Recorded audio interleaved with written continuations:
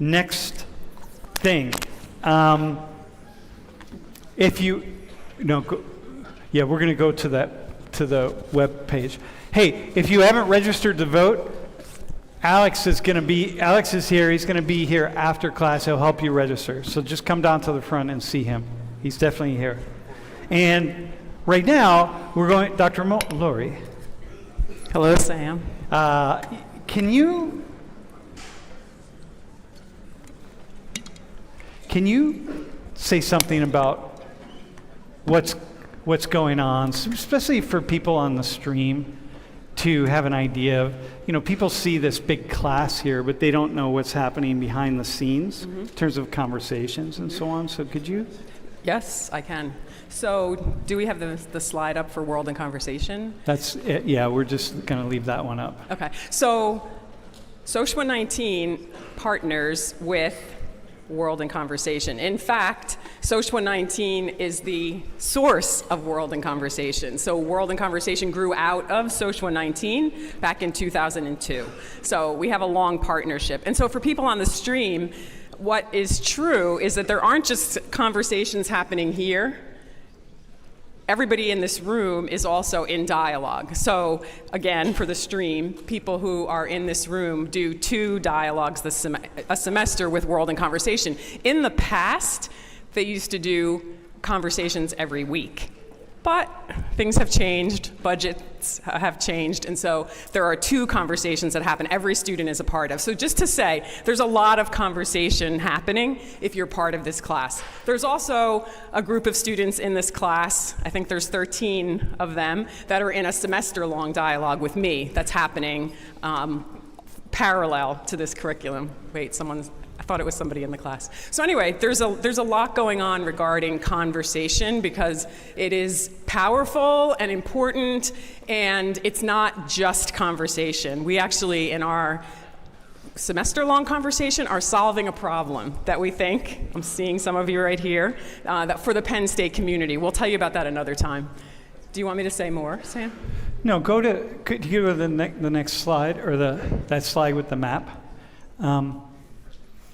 So, we, over the years, World of Conversation has been around for almost 25 years. Mm-hmm. And we've worked all over the world, meaning that students here have had conversations with students and adults around the world. Yes. And these are most of the places. Yeah. But what we're most excited about when it comes to World in Conversation, and Sam is one of our best students actually, is the power of a facilitator to stop wars. And does that happen very often? No, because what I think is that most people do not realize that we have You can't say that. We don't know how often it happens. No, I said it doesn't. Because we don't know how many wars are stopped. We don't see it happening very often because we see a lot of wars and we don't see a lot of facilitators, mediators in the world. I mean, how many of you grew up saying, I want to be a facilitator, mediator when I grow up?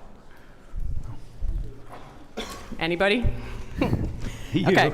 All right. Well, just to say, talking is a technology. We have the ability as humans, there are people trained, and we are also training them at World in Conversation, to take this role, which is a really powerful role that I am saying to you has the power to stop wars, and it's nothing that you know about because you don't even know that you could be one. And so I'm not going to say much more than that, but I am going to say this is what excites us about conversation, not because just talking to each other creates understanding and empathy oftentimes, and also we learn it's because we have the power to stop wars and we don't know it. We'll talk about that another time, though. All right. Thank you. That was one of those all rights, like, okay, you're done. No. Hang on. No, here's the problem. What you're saying is so profound, really, that I know that when I was 20, 21 years old, I wouldn't have gotten it. But I see it. And I see it. It's what this has created this class. Yeah, so. What are you laughing at me for? All right. Can you go to the next slide? There actually is an interesting opportunity here. The WPSU is going to film a conversation about the elections. And it's going to be Tuesday, 8:30 to 10:30. You can pull down, you can use your phone and use that QR code if you're interested. But especially if you think you have... Hey, wait, can I say something, Sam? Yes. One of the premises of the work of facilitators at World in Conversation is that we have to solve problems with our opponents. This is part of stopping wars, right? We have to build the world with our opponents. This dialogue, and the dialogues that you're in, those are just tiny, tiny, tiny windows. The dialogue that you're in is based on that, or this election dialogue is based on the idea that we want people, and we already have a good number of them, from different ideological, political views, and the conversation is based on that. Because again, we cannot build the world if we're not building it with our adversaries. And if you're interested in that, and you want to be part of that, get a taste of that, that dialogue would be for you. Yeah, it's going to be very cool, and you will be facilitating it. Yes, I will facilitate. Okay, that's and the you can best talk part. to me after class about any of that if you have any interest in being part of that. Next slide. Let's do the...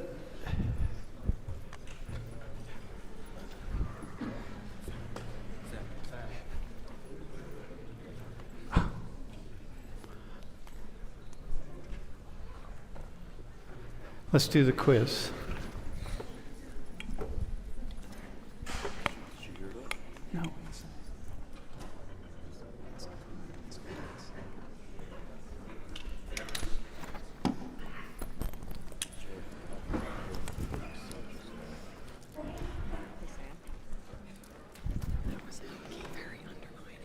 What?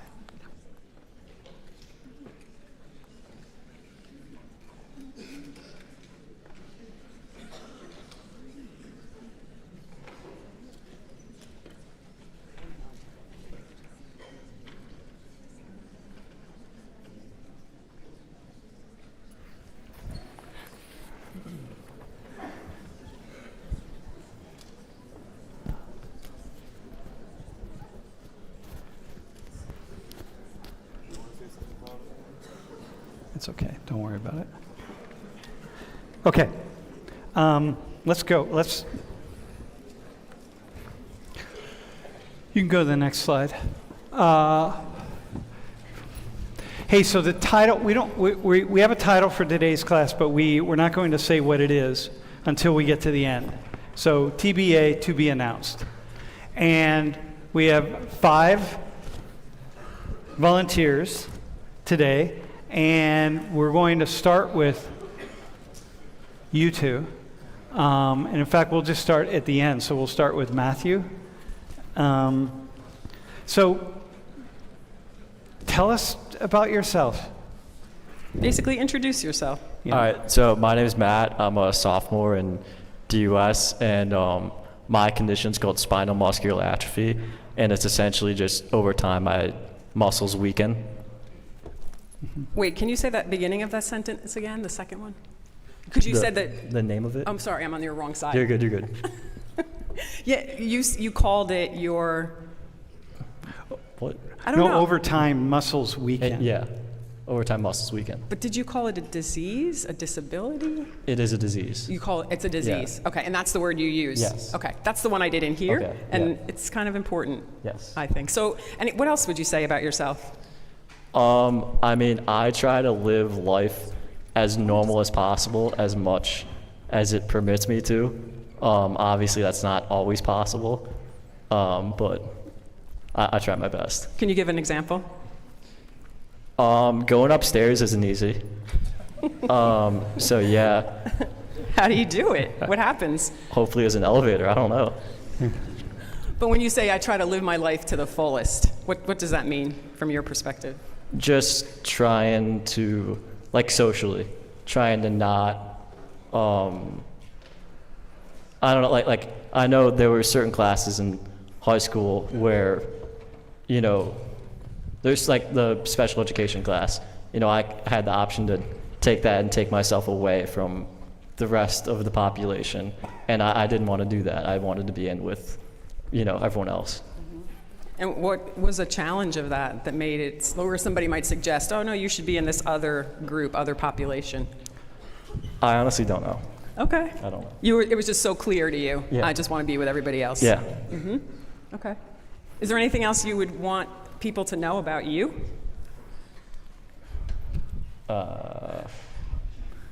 No. What would your friends say about you? Yeah, that's actually a good question. You'd have to ask them that yourself. I don't really know. Okay. A lot of different opinions there, I feel like. You don't even have a guess? No. Are any of your friends here? No.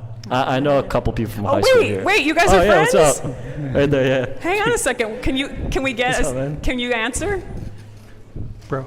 Do you have are you okay hearing? Yeah. There was a lot of enthusiasm there. Okay, so what would you tell us about this guy? I would say he is cool as hell, Funny. Freshman year, well, we had a friend that went here, but he doesn't go here anymore, who always used to help Matt out, and then we met him through him, and we used to just hang out all the time. He's cool as hell. That's what I would say. He's real cool, funny. So did you He meet him? doesn't You care, met in but the like dorms? he doesn't let his condition affect his everyday lifestyle. That's what I would say. Like he still fits in with us all the time. Like every time I see him on campus, I'm like, hey Matt, how you doing? Like he's so cool. Oh, that's cool. Wait, can you tell us though? I mean, I want to hear from the others too. But can you say like how you first decided, like what you were drawn to in each other as friends? For me, I don't know. I was introduced to him. I think it was like he's kind of like witty.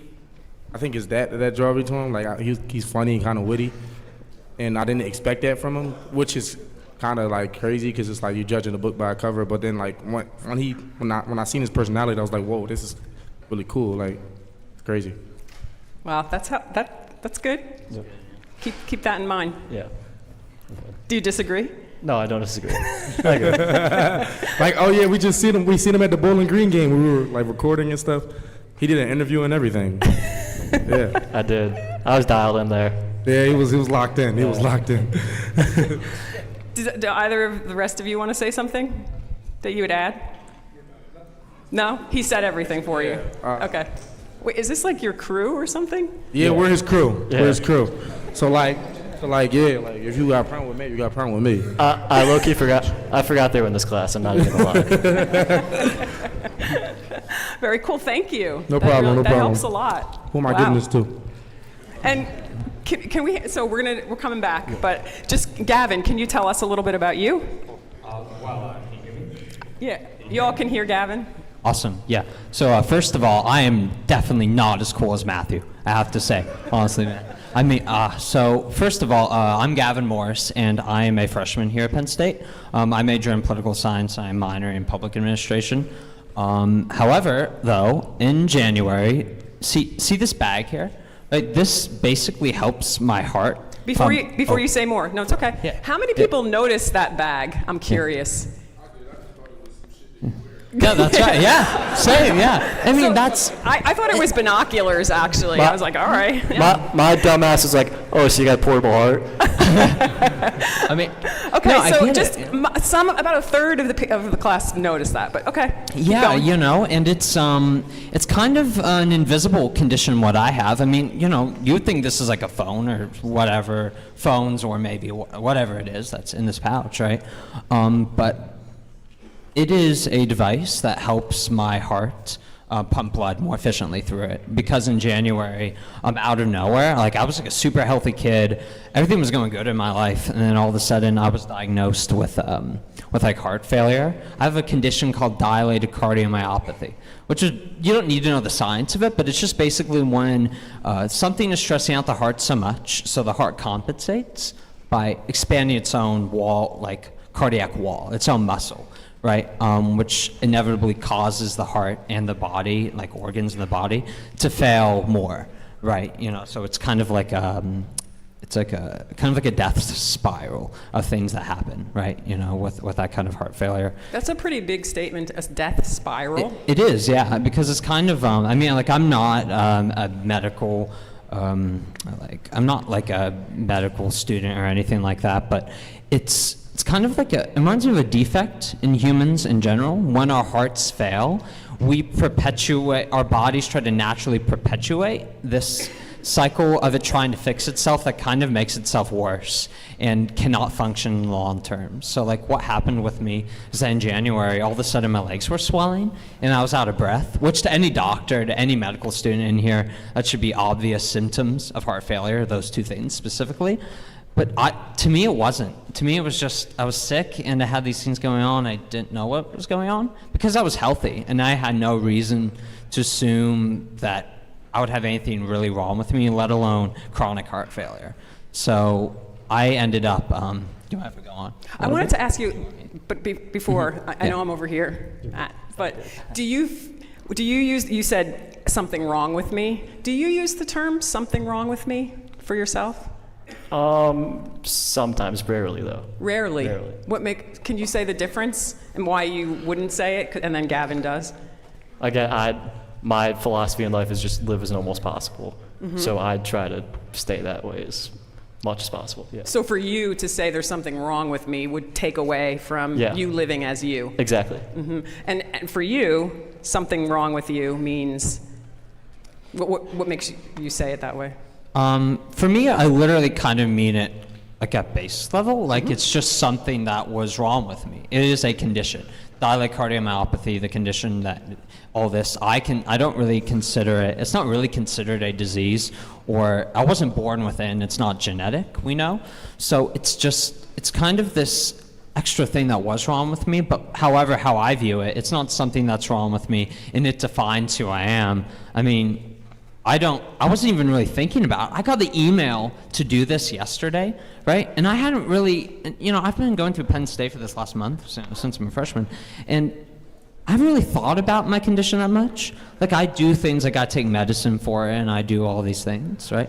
That kind of accommodate, but I don't think about it because they're normal to me, right? And other people don't necessarily see it, right? Because you wouldn't look at this and look at me and think, oh my God, he's a heart failure. He's someone whose heart is failing, right? You just don't think those things. So I want to ask a question to both of you, and then we'll open it up. Yeah. Then we're gonna bring our other volunteers in.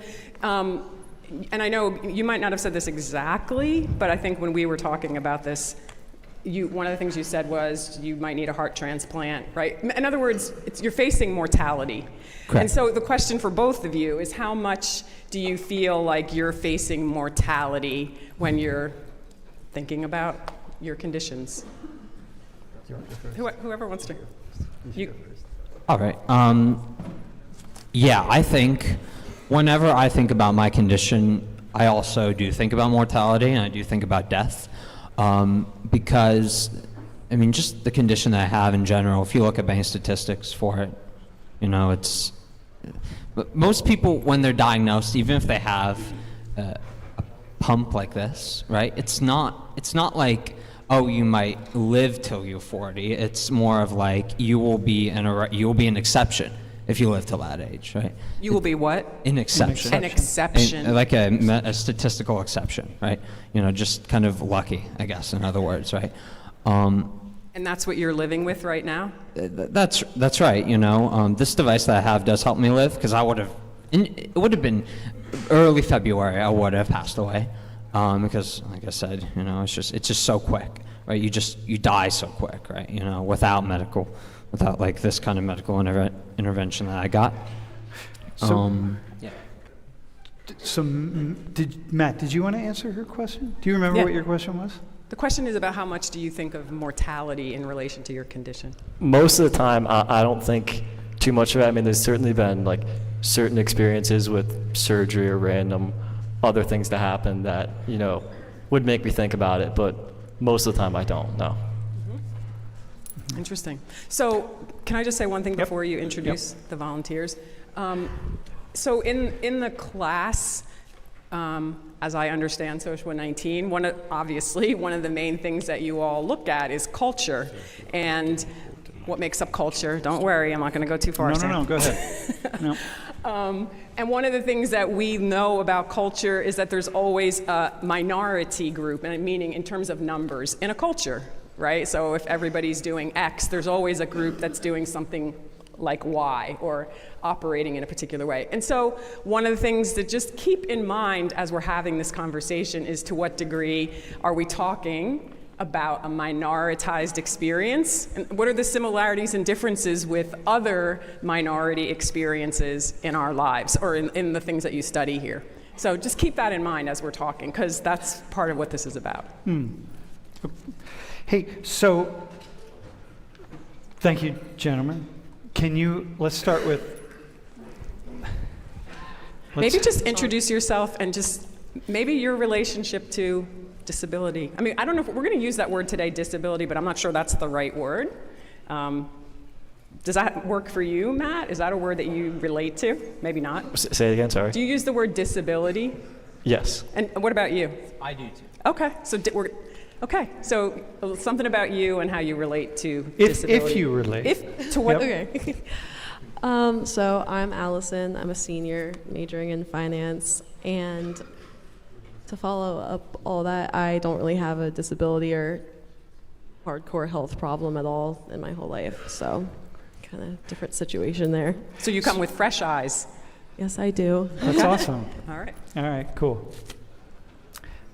Hi, my name is Aaliyah and I'm a sophomore. I'm studying dietetics. I don't really have I have asthma. It's not that bad, but for my major is to help people who have bad health with food. So when I see people with disabilities or something like that, I feel like I respect that. They want to see life, they want to live like how both of them are. So I feel like it's amazing, honestly. I want to help people to push forward and just don't stop, and yeah, I just want to help. Cool. And you're from Kuwait, right? Yeah, I'm from Kuwait, sorry. Okay. All right. Awesome. Hi, I'm John. I'm a freshman studying computer science. I wouldn't really say I have any experience with long-term disability. I was on crutches during the summer, so getting around campus, all that, that was pretty tough. But I wouldn't say that was not a long-term thing that defined me. But you have some insight. I have a little bit of insight about the experience of, I have to see the world that I'm living in a different way. Like, for example, I'm getting from one place to another. When I'm just walking on my two legs, it's I just walk there or bike there, whatever have you. But then when you're on crutches, it's do they have an elevator, or do I have a friend that can help me up the stairs? Stuff like that. Yeah, it's intense. What's so fascinating for me, so I used to be when I was a graduate student at Rutgers University, I was the faculty advisor to the Rutgers Handicapped or Disabled Student Association. It was called Rutgers Handicapables. And so I've had... Can you say that name again? It's such a good name. Handicapables, yeah. It was actually created by a student of mine who was a freshman who was paralyzed from the shoulders down.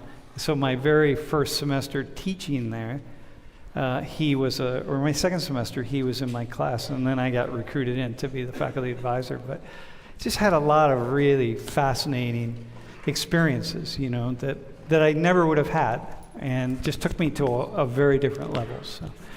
So I'm gonna come back. We're gonna come back to the two of you for a second, and then we're gonna open it up here. And so initially, when I thought, I just had the ideas look, in this class, because Matt, you sit down in the front here, which means that everyone in the class can see you. And everyone in the class, I don't know if there's anyone in this class who, there probably are a few people who haven't noticed you, but people note you and have seen you, right? And how is it that to know that, and I know that everybody has a question. Like if I ask each person a question, everybody would have a question for you. How is it for you to know that people see you and are curious about you? I mean, I don't really have any thoughts on that. I mean, I'm always open for people to ask questions or whatever, but, you know, if they don't want to ask questions, like, I couldn't care. Because it's so interesting, right? Because for Aaliyah, people see you're hijabi. So people have a lot of questions for Aaliyah. But there are a number of hijabi women in here. I was just going to say just curiosity. Just curiosity, whether they ask right? or not. So they just a curiosity, and so it's a thing. But people might see your bag. Nothing against you, Allison, but I doubt people look at you and really say like, "Oh, I got a question for her," right? And same with you, John, right? But for the two of you, more so, and it's just kind of, Although it's one thing that's really interesting about culture, Yeah. right, is when you say that about Allison, just using Allison for an example, there are places that Allison could go Yep. that people would be like, where are you from? Yeah. Who are you? I have questions for you, right? Because you would stand out, because you wouldn't look like everybody else in that space. So it's very contextual, right? Nobody would be interested in Matt just visually if you were surrounded with the Handy Capable organization. They'd be all, No. different reasons, but One time we went to a conference in Miami. There were a lot of students in the organization. We all went to a conference at this hotel in Miami, and there were it was a massive hotel, like 5,000 rooms kind of thing, right? There were easily 1,000 people in wheelchairs. And it's like 1,000 people, what did you say? in wheelchairs. In wheelchairs. Like nobody's using wheelchairs, right? You wouldn't stand out at all. You just would be another person. Like, so you might stand out to other people who maybe have your condition or disease or whatever, but really it's not. Yeah. Okay. I just think that's important when we're talking about culture. Completely. Right? Completely. Right. Like, I've been Lori and I both have been in Kuwait, have been in Qatar, we've been in the Emirates, we've been like, I know what it's like to be in a room like this where, like we're two of the only Westerners, and there are, 100 or 200 hijabi women, and just like how normal that is and how you fit right in, and it's like, okay, here it is. But, Lori's not. Lori's the only one in the room who's not wearing a hijab. And honestly, there are some people who have questions, some don't, because luckily in State College there's a lot of hijabis around and a lot of different cultures. So this is very nice for me. Sometimes, so I'd always go to the IM. You'd always see me there. Sometimes when I'd exercise, they'd be like, oh, I've never seen a hijabi exercise or weight lift or something like that. And I'm like, no, we do that. And I love that. Yeah. Sometimes, like that. It's just so fascinating. It's so normal, right? It's I think what both of you are saying. It's just so okay. Do you have a quick response? Do you have a response, or we open it up? Yeah. I just have a quick point to add. You were mentioning about for example, if Matthew going to something, there's 1,000 other people with wheelchairs. It doesn't seem different, or when you're working with people who are medical or something like that. To them, it's not any different to what they're used to. Yeah. Right. And when I was in the hospital, right, there would be these doctors around me that would just be like, oh yeah, you can get a heart transplant. We'll give you this heart pump. We'll put a metal pump on your heart. Right, and to them it was normal, right? And I'd see kids walking down the hallway as well who would have one of these, right? By the way, when I go out in public and anybody is wearing any strap around their shoulder, kind of how I am, right? I always think in my head, oh, they have one. And I realize that's just how my mind was when I was in the hospital, if you know what I mean, right? Yeah. But I just kind of want to relate that back to when I was in the hospital, right? How normal it is and how different it is. And you were in the hospital for 3 months, right? It was almost 3 months, yeah. And you hang on, can I say this? Of course. I think. Yeah. Wait, go ahead. Yeah, weren't you the valedictorian of your class? So I was gone from school for 4 months, from the end of January to very late May when I came back for like 2 weeks. And I was, not trying to brag, but I was still the valedictorian of my class. Wow. Right? And gave the valedictorian speech. That's really cool. Thank you. Yeah, that's intense. Right. I'm just going to skip out for 4 months, but Yeah, that's right. I'll still What be does on that say top. about school? It says school's irrelevant. Is what it says. That's right, you know? It's Hey, just like, do nothing. Why don't so let's open it to the three of you. What questions do you have for? Do you want to ask it? Well, I want to a start with certain- Allison. Yeah, and do you have a question off the top of your head, or do you need more guidance? Probably a little more guidance. Well, So- hang on. I'm going to help you real fast. Are there certain questions that would be Off limits? off limits? No, I literally can't get offended. It's fine. Wait, I should ask Chris. Are there any questions that would be off limits for this guy? Something tells me that Chris, you guys have asked. You probably have asked a lot of questions. Push it up. Yeah. As long as he cool, I'm cool. If he cool with it, I'm cool with it. If he not cool with it, then I'm not cool with it. So Wait. ask whatever question So, Chris, you need. wait, let me ask you a question. Have you asked Matt any questions about his condition, or have you had any long conversations about it? I probably did. I just don't remember. Have you? I don't think so. No. Ah, okay. That's. Okay, I yeah. mean, what I'm getting from you is you're relating just like you relate to anybody else, right? You don't have to know how's your body working to your other friends, and you're like, oh, I do the same thing with this friend. Exactly. Okay. Me and Chris got on pretty quickly. By like day 4, we were out at Geary and we had a line of like those 4 or 5 rolly chairs. And pulling we us went on the back of his outside chair. and I was launching them across campus, like going full speed, like throwing them into stuff. It was great. Yeah, it was funny. It was fun as hell. Yeah. He took us to the commons and everything. We all just held on the back of the chairs and held on the back of his, and he just drove us around. It was fucking hilarious. I passed my RA like 4 or 5 times. He's like, what the hell are you doing? Like, don't ask. All right, Mom. Okay. So we're gonna just assume that anything that you might be curious about, probably you wouldn't ask, like our friend Chris here. So do you want to say anything about that before? Yeah, actually, I guess if I have to ask like a question, just like hearing all this like conversation is, do you ever get treated differently because of your condition, like once people find out, and do you ever get kind of like annoyed because of it, like don't like belittle me kind of thing? Yeah, that's a great question. It's not really sort of a belittling thing at all, but it's more like people figure out about my condition, I tell them, right? And then they kind of are like, oh, the more soft to me. I don't know how to describe it.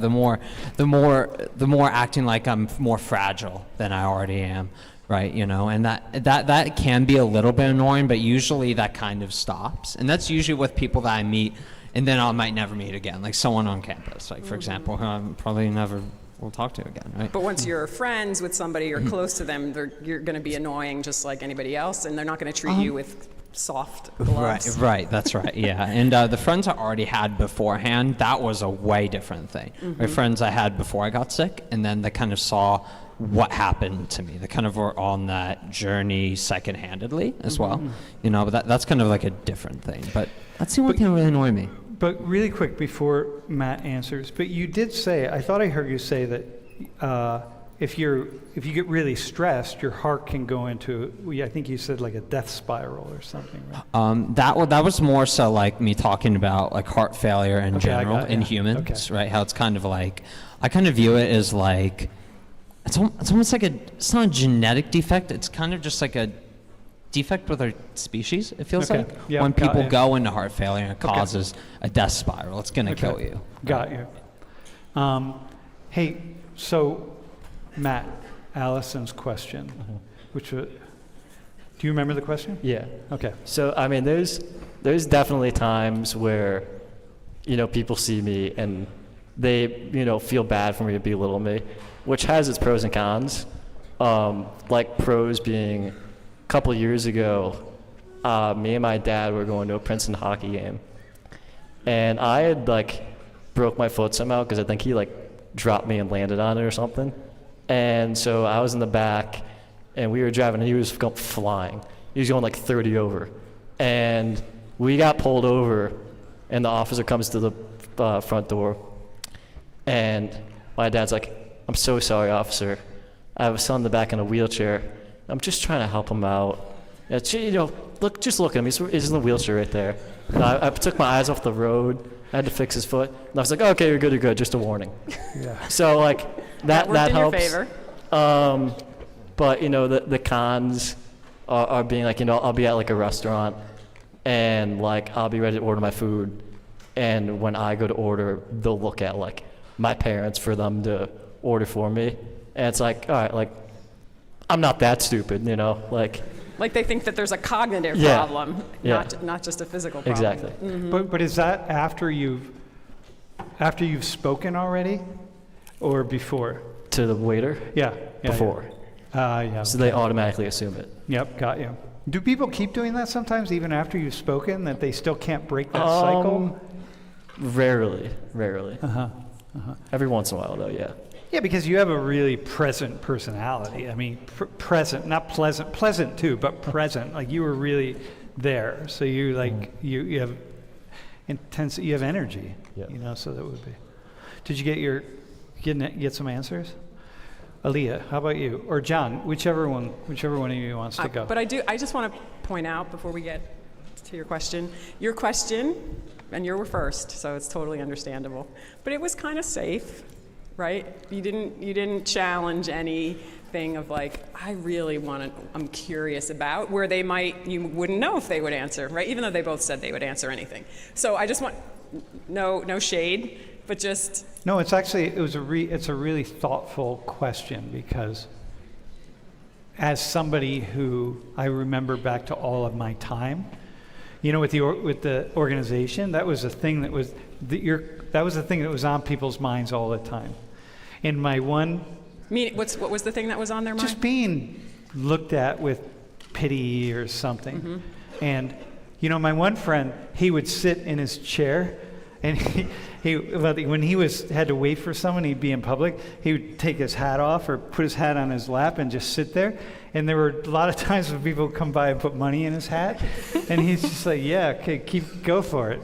You know what I mean? There are all these fun games that people play. So, okay, John or Aaliyah? Are there things that you feel like you can do because of your condition that you don't think you'd be able to do if you didn't have it? I skip so many lines, it's not even funny.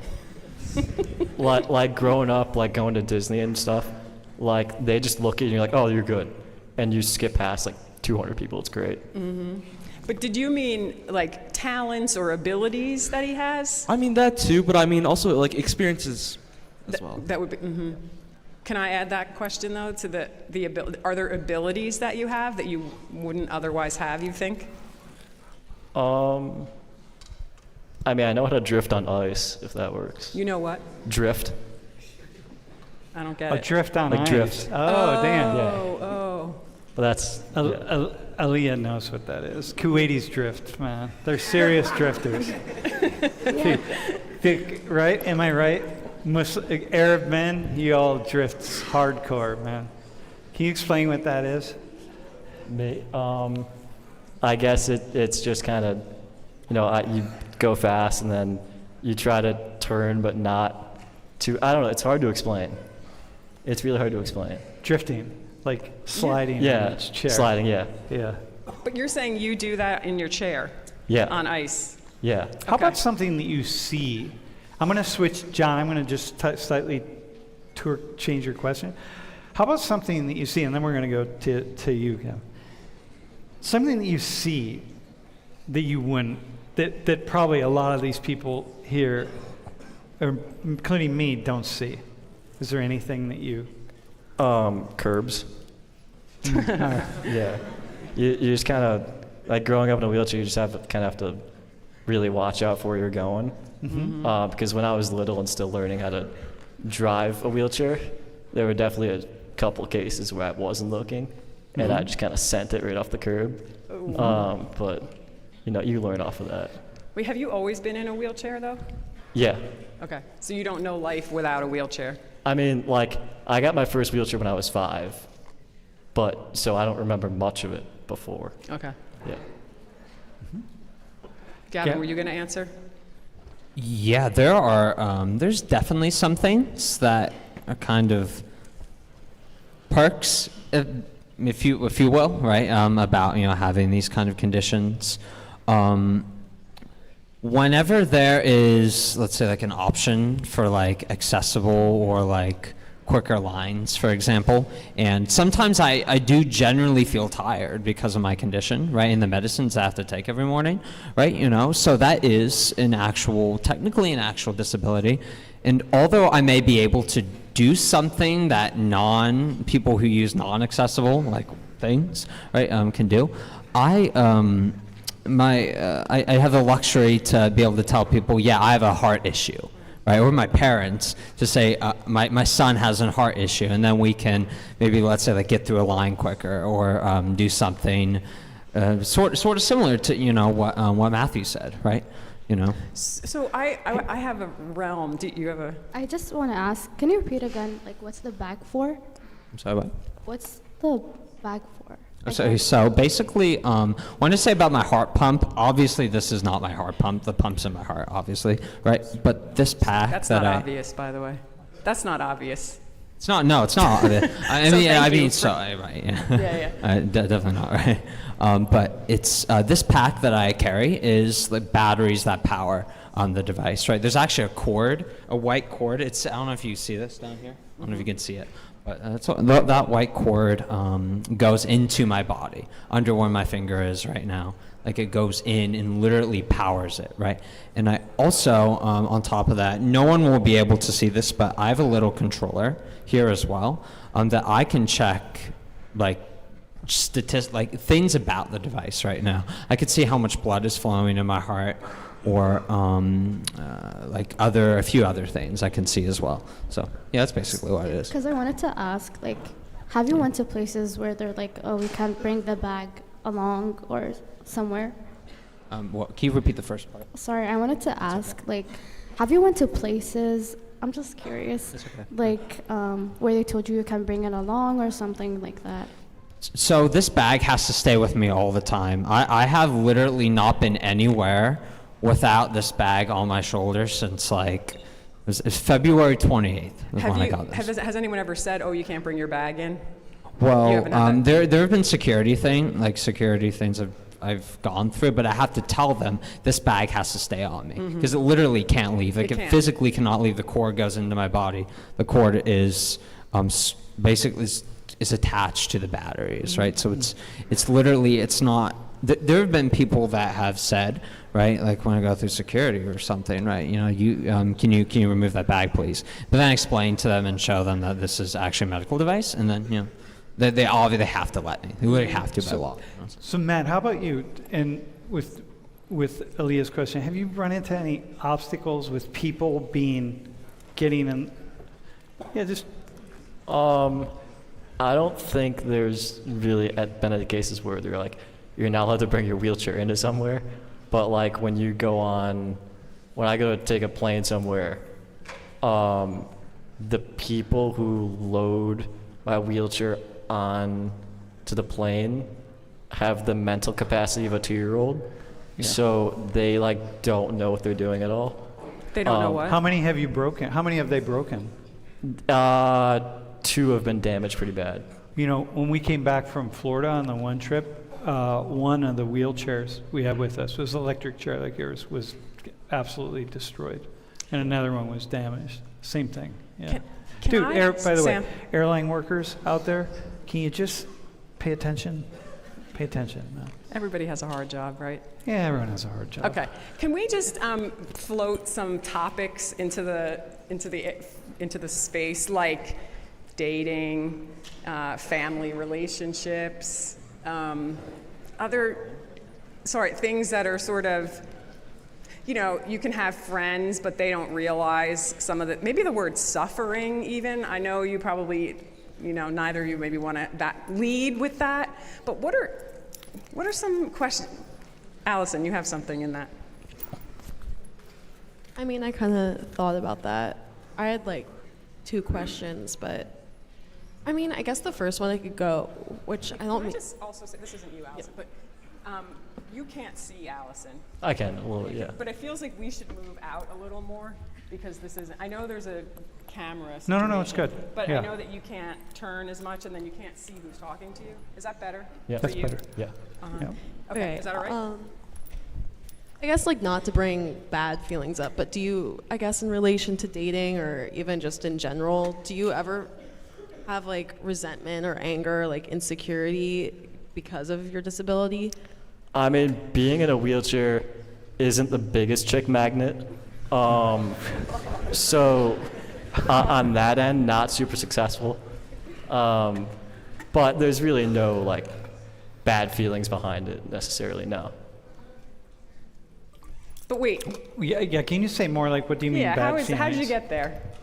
What do you mean? How'd you get to like no bad feelings? Because I, you know, Like, I don't like just sit in my room all day and be pissy that I can't pull, you know? Like, I've just accepted that fate right now. Do you have hope you'll pull? Yeah, maybe eventually, yeah, we'll see. wait, so do you have more you want to say or ask? I mean, that kind of covers it. Do you have any? Wait, no, take hang on on, it? hang on. Do you have a follow-up, though? It's fine if you do.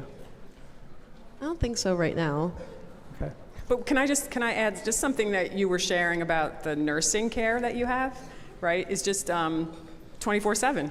Yeah. So when someone is in a relationship with you, they're also going to be in a relationship with other people as well, right? Or I mean, how does that, just to like being a little more practical about how that works. What do you mean in relationship? Meaning like if you were a girlfriend or boyfriend and you were with them, they'd also have to be, your nurses are pretty close by, right? Yeah, but like there hasn't been any scenarios so far where I'm like bringing a chick home from frat row or something like that. So, like we haven't encountered that problem yet, no. So far, though. Let's So far, emphasize so far. Yeah, I have a lot of stories I could tell, my friend. I got a lot of stories I can tell. Yep. Yep. Yeah. Go ahead, Gavin. Do you want to just like talk about that same realm? Yeah, I mean, I haven't, when it comes to like dating and certain kinds of relationships, there hasn't really been too much of like a block between, you know, me doing that and then someone who doesn't have this device doing that, right? There hasn't really been that, like, I haven't really felt really divided. No, go ahead. Okay. Yeah, I've really felt separate from my peers who don't have these kind of things, right? But there is kind of like that a little bit of an internal emotional side to that, right? Like kind of you feel maybe a little bit sometimes that maybe this condition that I got in January, right? Maybe it took away things that I would have had, right? Maybe I would have been here late September, and would have been a better person, would have been a more successful person than I would have been if I didn't get that. But that's a really negative way to think about it, because if I didn't get this device, you know, I mean, I'd either be still in the hospital or worse off or just not here, period. Right? You know, like I mean that grimly, right? You know, but it's kind of realistic. No, it's, So, I mean, it's actually yeah. very realistic. Yeah. There's a right. question Yeah. or comment? Mhm. Awesome. Okay, so I have 2 questions. Gavin, this is like a really quick one. What does it feel like if someone tugs on the cord that's like inside of your body? Oh, yeah. It is exactly what you would imagine, right? For real. This cord, like you can picture it. Picture how that would feel, right? Something tugging inside of your body. Does that and this feel- this goes around organs, right, in a certain pattern, so it doesn't disrupt anything. But in theory, if you took off, we call this a dressing, what goes over it, so that doesn't get infected. But if you took that dressing off and you like really tugged at it, it's something I joke with my mom about because she gets so grossed out when I tell her. But I'm used to that idea, right? You know, I just don't do it, right? Because it's like so obvious, right? So it's exactly what you would imagine, and you're not the only person who's wondered that. Don't worry. Before you ask your second question, just also when you say that about the dressing and the cord, I don't know what you call it.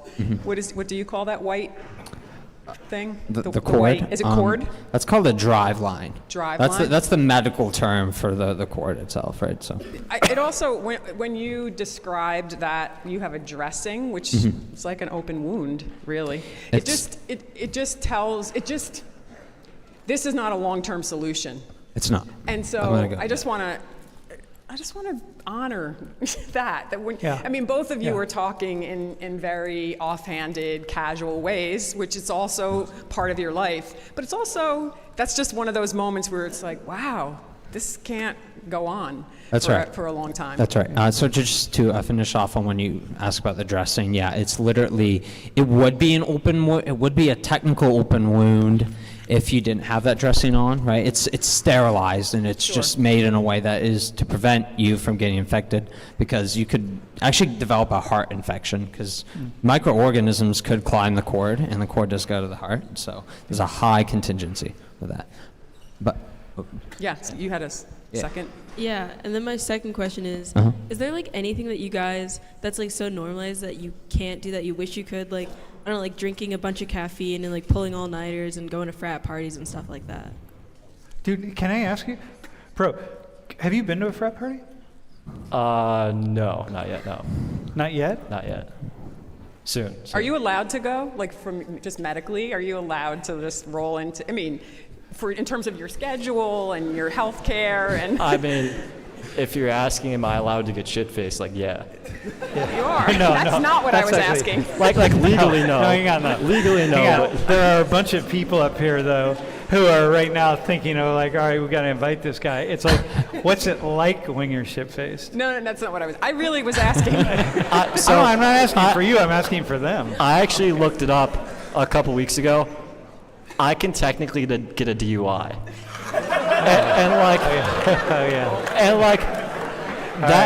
That's like my ultimate goal.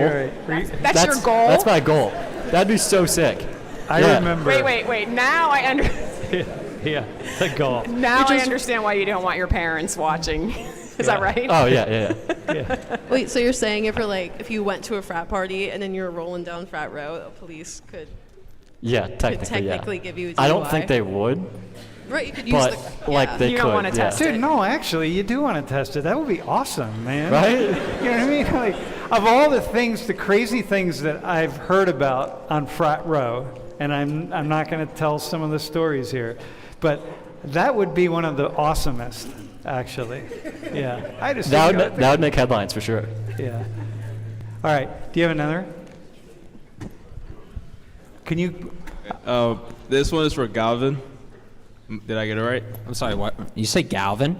Gavin. It's Gavin. Yeah, Gavin. Galvin. No, without Gavin. the L. Gavin. Dude, I'm so Gavin. glad that after I destroyed your name the other day so many times, I'm so glad that you missed his name. All right. So it's Gavin. Gavin. All right. Well, all right. You don't even have to answer this if you don't want to. Yeah. But how do you sleep with the bag on?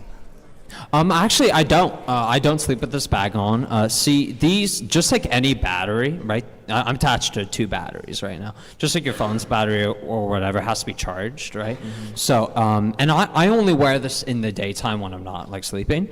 But when I go to sleep, what I do is I literally unhook from the 2 batteries that are in this pouch, and I plug into a device that allows me to use the electricity from the wall. I'm literally plugged into the wall at night. Really? Literally. Like you plug a phone and you also plug me in at night. Literally. Like I'm not even kidding. Literal. Just to add on to that. Wait, what were you saying, Matt? Just to add on to that. To just finish my question. Yeah. So, are you able to play sports or anything like that? Can you work out? I can play sports, and I do actually. I work out every day, but I need to be careful when I do those things, though, because some of the medicine I take basically drains my fluid way quicker, right? I need to drink more water than the average person to stay hydrated, right? So when I exercise, not only do I need to drink more water in general, but I need to drink more water, obviously, when I'm exercising. So I can do those things. It's just more, I just need to be more careful, right? We have a question from the stream? Not yet? All right. G, you have a question? Right in the front row. All right, Mom.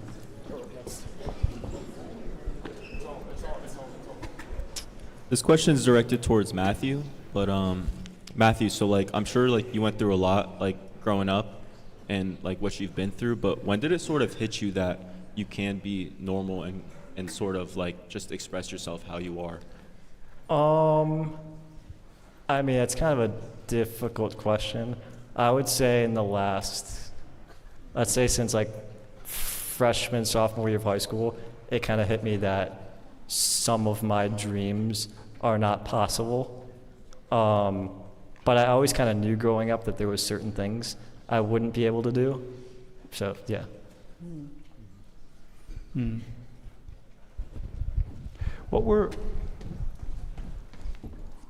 So freshman, sophomore year in high school. Yeah. It's so interesting, right? Like you're you. You've always been you. Yeah. And that's what in you is just normal for you. That's what's so fascinating. Can I ask with that in mind? Yeah. Because you have all of these people who are not like you, not you, right? Who are curious. What do you is there something that you could imagine or wish that would be different from the rest of us or the world that would make your life more of what you'd like it to be? I guess it would just be like don't be afraid to approach people, I guess. Can you give examples of what's a typical thing that happens that you're like, oh God, if you guys would just, X, don't be afraid to approach me. What's the kind of stuff that happens that you feel you can see on a regular basis? I mean, I'll take an invite to frat row any day of the week, yeah. Wait. I'll take an invite to frat row any day of the week. I have a feeling you're going to get one, but yeah. I have a feeling you're going to report back. And you're going to have to do a lot of Jello shots and God knows what. But wait, can I just go back? This is like the mom in me that wants to say, okay, but seriously, and Gavin, I'm sure you have the similar thing. Yeah, I mean, you can go to frat parties and all of that stuff, but you must have some things that are like, no, you can't drink the same way somebody else would. Not that it's not dangerous for anybody else, but are there things that you would have to really be mindful of, or your nurses would be like, Nothing coming to mind right now. Really? I don't know. That's a deep question. I don't know. Seriously, what makes it a deep question? I don't know. I haven't given a lot of thought to that. Pardon? I haven't gave a lot of thought to that. Okay, so you're just being you, just like everybody else. Exactly. Yeah. Uh-huh. you're a bro. Yeah, you're a bro. Sure. Yeah. I love that. Similar to you? Do you have? Yeah. I do have a few things that are similar to that. Like first of all, fun fact. Something I forgot to mention this earlier, but something I am exempt from that. For some people, it would be a really freaking good thing, but for me, it's just not. I mean, for me, it's just not because of whatever.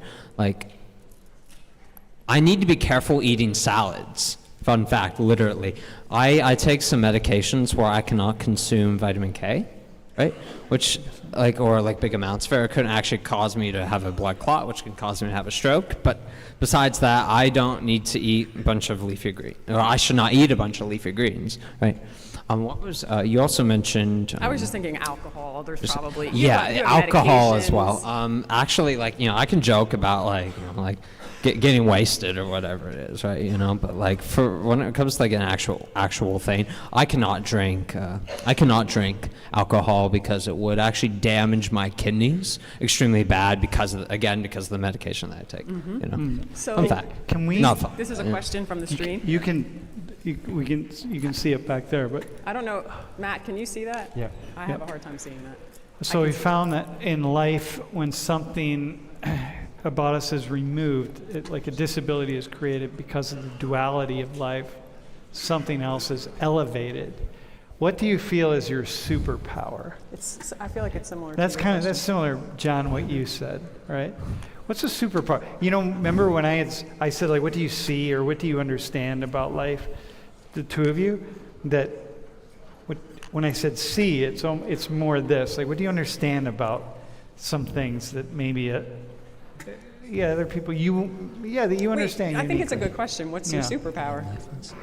You want to go first? I guess my superpower is just being able to take whatever shit is thrown my way, which takes somewhat of a mental battle, but I deal with it pretty easily. Just yeah. No, I think I don't want to understate that. Yeah. Right? I mean, I'm just looking around at all of you, thinking of what things we struggle with, right? Every day, or the things that get in our way that really stop us, right? And if you have the ability to navigate those things, that's light years beyond a lot of people that haven't had the same kinds of challenges, you know? And Gavin, really, Can I just, Yeah. do you mind if I just go to these folks before? That's fine, yeah. Because I want to, like, I feel like you might be getting more of your thoughts together, so yeah, you want to. Oh, so looking forward after you graduate, are there things that you feel like, maybe it's like getting a job or, I don't know, getting insurance, whatever. Are there things that you feel like you guys won't be able to do because of your condition that you think other people will be able to do? I mean, there's definitely certain things, but I think, you know, it's not as much as what you think, because, I mean, you can, like, genuinely achieve anything as long as you, like, put more effort towards it. So I don't think there's anything big, no. That's an interesting statement because it's something that I hear a lot from people who are minoritized, right? I have to work harder. We have to work harder than everybody else to achieve the same level as whatever is the norm, right? I think it's just interesting. Yeah. There's no Yeah. moral statement to that. Yeah. Other than that, it's true. So, do you have a question? So my mother has a nerve issue, so she has a battery pack that's actually was surgically implanted inside of her that runs an internal stim unit. So I was wondering if, in regard to like your condition, Gavin, if there was some sort of internal battery or some other sort of machine that would handle the situation in the same way.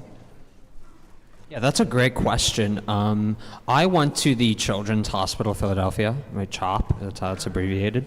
And this was the primary way that they would treat kids or young adults with the condition that I have.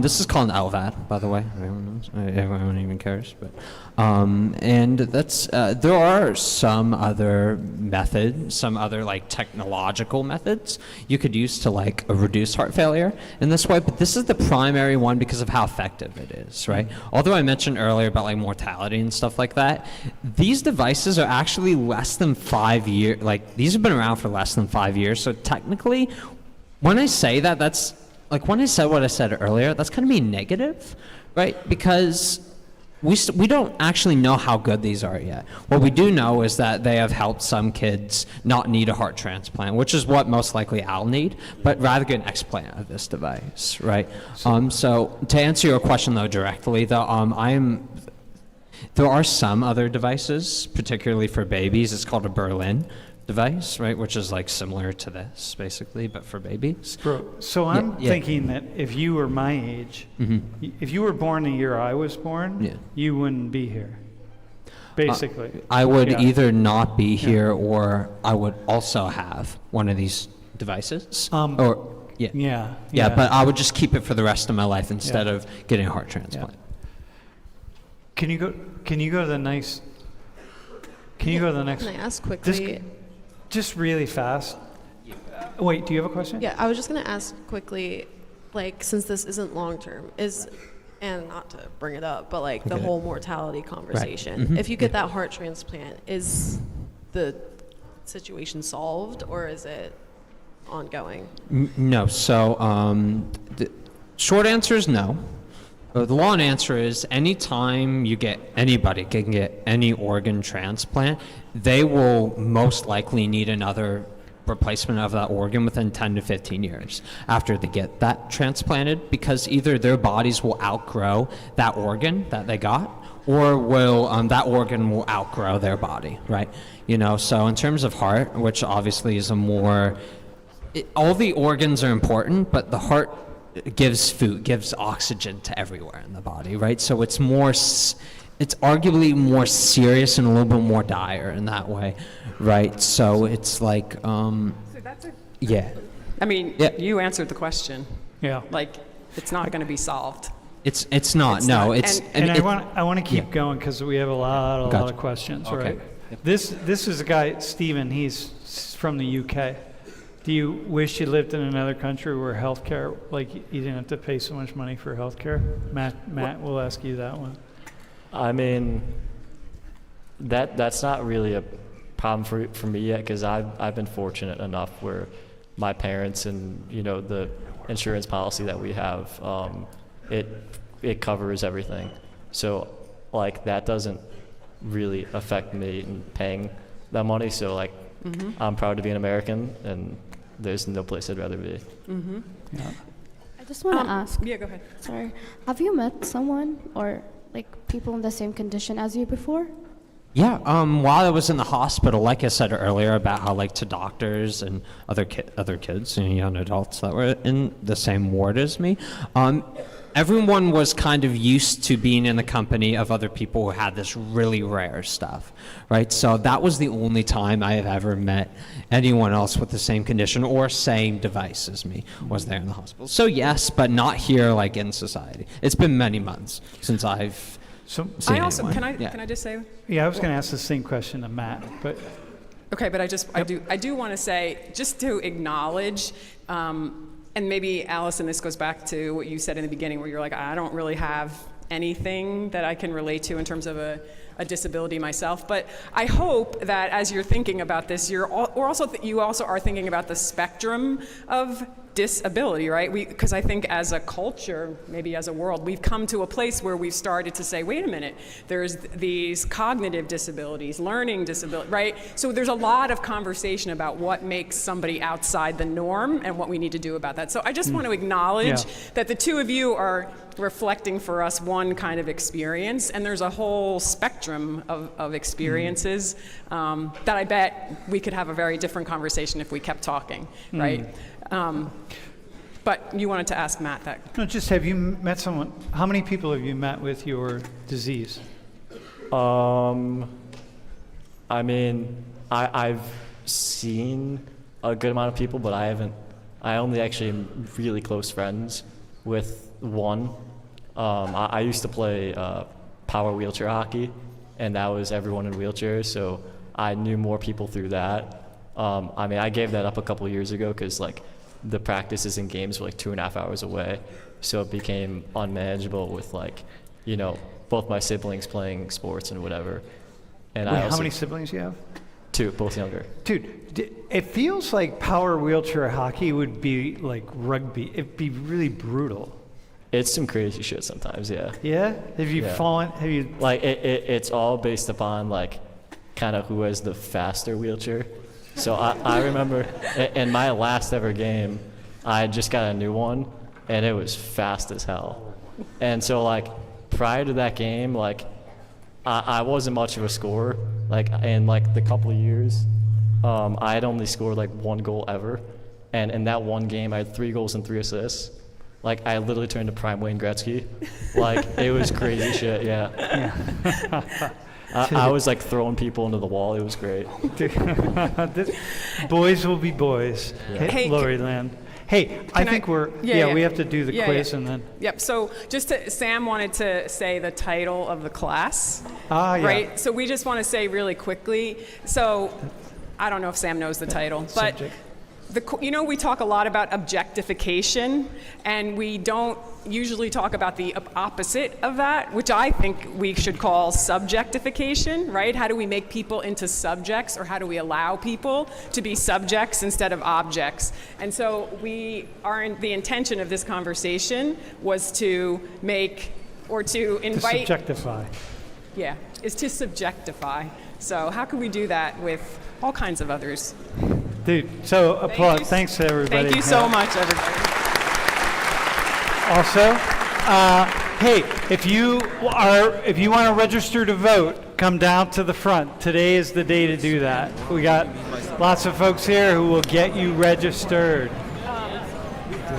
Turning somebody into an object is like, it's sort of one-dimensionalizing or two-dimensionalizing